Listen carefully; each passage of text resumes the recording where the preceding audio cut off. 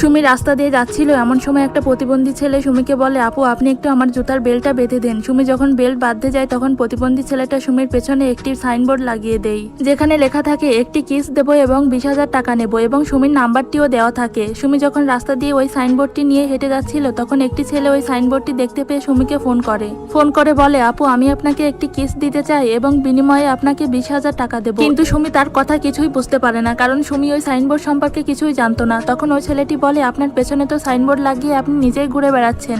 এরপর সুমি ওই ছেলেটির কথায় রাজি হয়ে একটি হোটেলে যেতে চায়, আর সুমির স্বামী আড়াল থেকে এই সব কথা শোনে এবং মনে মনে বলে, আজকে তোমাকে আমি হাতে নাতে ধরবো। ওই ছেলেটির কথা মতো সুমি একটি হোটেলে যায় এবং হোটেলে গিয়ে কেউকেই দেখতে পায় না। সুমি তখন সেখানে অপেক্ষা করতে থাকে। এর ভেতরে সুমির স্বামী সেখানে যায় এবং হঠাৎ করে স্বামীকে দেখে সুমি চমকে উঠে জিজ্ঞেস করে, কি ব্যাপার তুমি এখানে? সুমির স্বামী তখন বলে, হ্যাঁ আমি এখানে, কারণ তোমাকে আমার সন্দেহ হয়েছিল আর তোমাকে ধরার জন্য এটা আমি প্ল্যান করেছি। তোমার মতো স্ত্রী আমি আর রাখতে চাই না।